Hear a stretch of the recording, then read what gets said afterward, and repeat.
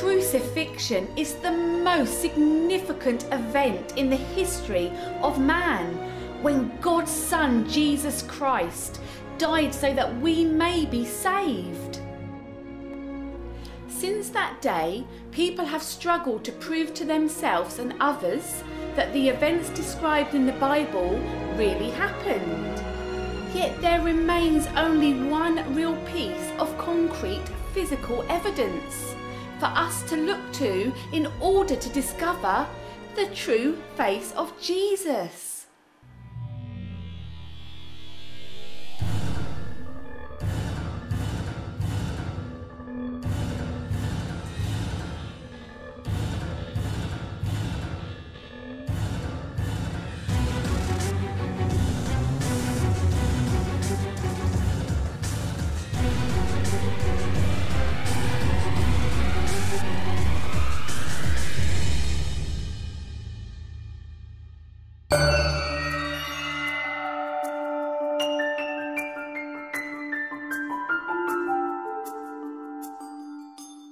The Shroud of Turin is said to be the burial cloth of Jesus, and it is at once the most controversial and talked about artefact on the planet. Analysed for hundreds of years by scholars and scientists, many believe that the shroud holds the key to proving once and for all that Jesus died for our sins, just as described in the Bible. Now we believe we can do just that, with the help of some skeptical scientists, a brilliant chemist, and the man who photographed the shroud over 30 years ago and was so touched by the experience that he rededicated the rest of his life to spreading the message of the shroud as far and wide as possible. And then he said, look, Barry, let me give you some advice. Go to Turin, do the best job you can. One day you'll know why, because God doesn't tell you in advance what the plan is.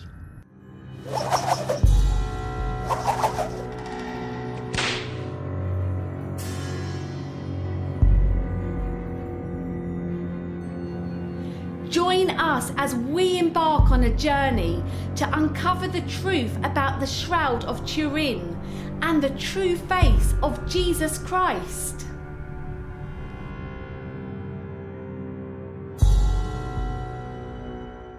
Unless I see the scars of the nails in his hands, and put my finger on those scars, and my hand in his side, I will not believe. The world is full of doubting Thomases, people who need to see with their own eyes the physical proof of things that others are willing to believe on faith alone. Seek and ye shall find, said Jesus. And it was in the spirit that the Shroud of Turin research project set out in 1978 to try to uncover the truth about the shroud. Dozens of the world's best scientists from the Los Alamos National Scientific Laboratories in the US, Air Force Academy and NASA's Jet Propulsion Lab, amongst others, converged on Turin, where they spent 120 hours running over 1,000 tests and taking over 30,000 photographs of the cloth in which Jesus was buried. Amongst them was expert photographer Barry Schwartz.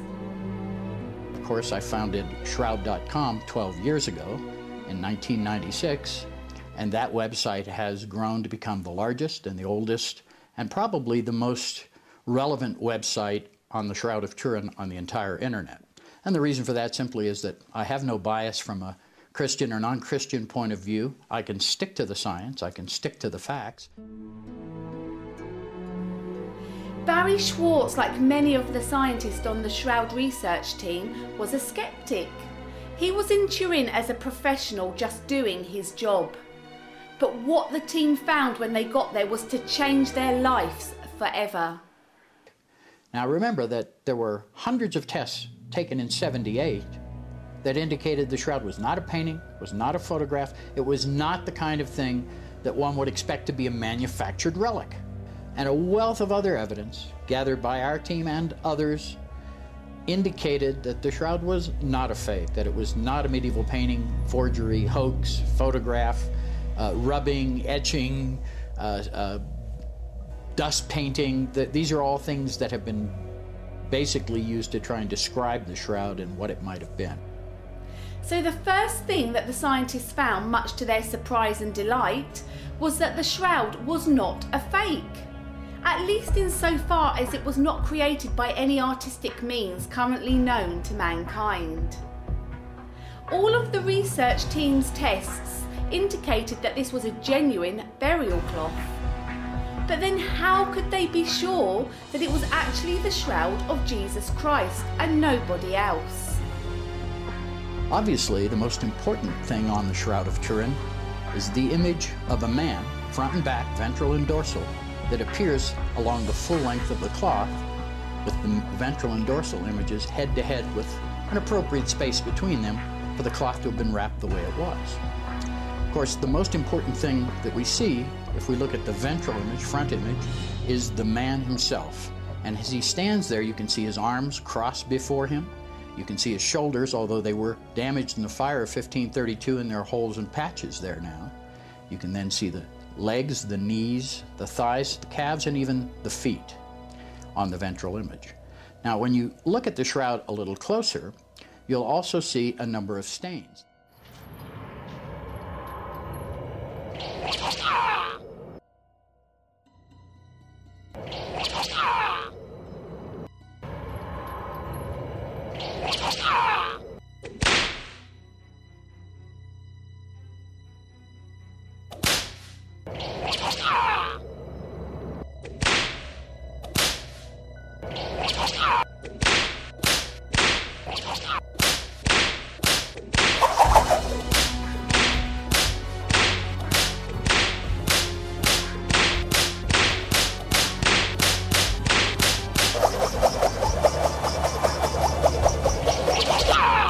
When you look at the back side of the man, the dorsal side of the man, there you see something really amazing. There are a lot of markings across the back. Now, if you look closely, you'll find these extend all the way down past the buttocks to the back of the legs. And even on the front or ventral view, you'll find many of these, because these are dumbbell-shaped markings, scourge wounds from a Roman flagrum. And a Roman flagrum had 3 thongs, leather usually, and at the end of each, a dumbbell-shaped lead or bone weight. And these are the marks that we see on the Shroud of Turin. We see dumbbell-shaped bruises, many of them that drew blood, actually broke the skin, and these cover the man's body, not just the back where they're predominant, but also many came around the front, because as the scourger moved a little closer, his whip would then wrap around the front of the body and leave markings on the front of the body as well. Now, if we look at the face of the man of the shroud, we see blood stains on the forehead. And if we go further, we see blood stains in the hair.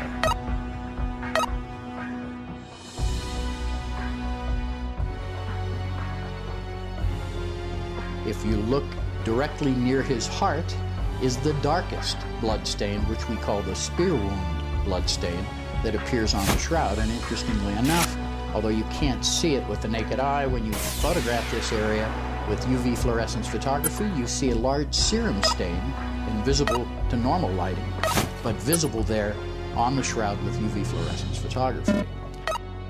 As you come down the shroud and look again at the hands, you'll see blood stains near the wrists of the man of the shroud. Now, this would be the crucifixion wound from where the hands were nailed to the cross, and unlike all medieval and Renaissance art, which always depicts the nailing of the hands through the palms themselves, this shows an exit wound further up the wrist and would have been the correct exit wound for the nailing through the wrists, because the Romans did this all the time, and they knew very well where to nail the hands so they wouldn't come loose, and in the middle of the palm is not the place to do that, closer to the wrist. So unlike all medieval and Renaissance art, the shroud shows it forensically accurate in the wrist.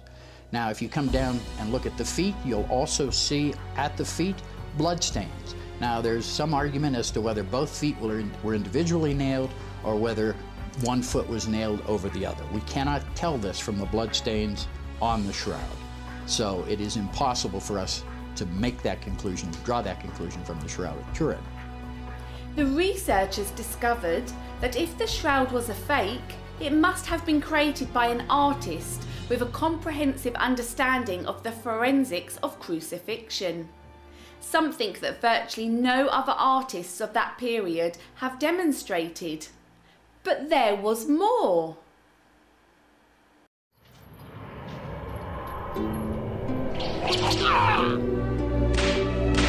So the bloodstains on the shroud clearly correspond to the wounds of a man who has been whipped and scourged before being crucified.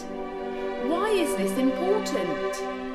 Well, because the Romans didn't usually treat prisoners this way before an execution. But we know from the Gospels that Pontius Pilate was very uncomfortable with the idea of killing Jesus, who in his eyes had committed no crime. So Pilate went outside to them and asked, "What do you accuse this man of?" We would not have brought him to you if he had not committed a crime. "Then you yourselves take him and try him according to your own law." We are not allowed to put anyone to death. This happened in order to make come true what Jesus had said when he indicated the kind of death he would die.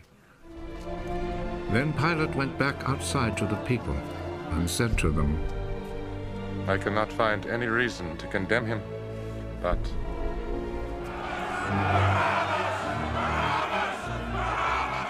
So Pilate had Jesus whipped and scourged instead to try to pacify the Jewish authorities and save Jesus from execution. The soldiers made a crown out of thorny branches and put it on his head. Then they put a purple robe on him and came to him and said, 'Long live the King of the Jews.' And they went up and slapped him. look, I will bring him out here to you to let you see that I cannot find any reason to condemn him. Look, here is the man." So Jesus was one of the few people to have been treated this way before being crucified, and therefore one of the few people to whom the Shroud of Turin could possibly belong.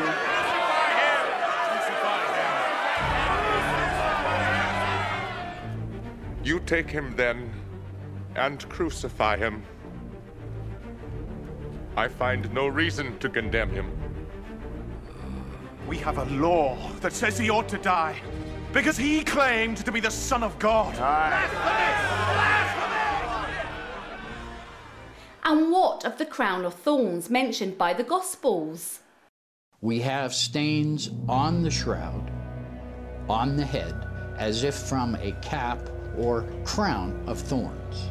So once again, everything about the Shroud of Turin, all of the bloodstains, all of these markings are accurate to the gospel account of what was done to Jesus when he was scourged, beaten, and if you look at the man's face, once again I should mention, if you look at the face, look at the bruised cheekbones, one more swollen than the other, but both rather swollen. So this man had been beaten in the face, he had been scourged, he had been then crucified, and then he was speared in the side. And what we have here is an accurate depiction, forensically accurate, of a crucified man exactly as the gospel accounts of Jesus. So far, so good. Over 1,000 tests later, the research team had determined that this was very possibly the true burial shroud of Jesus. The whole world was abuzz with the talk of the Shroud of Turin and what it might mean if we finally had real, physical, undisputable signs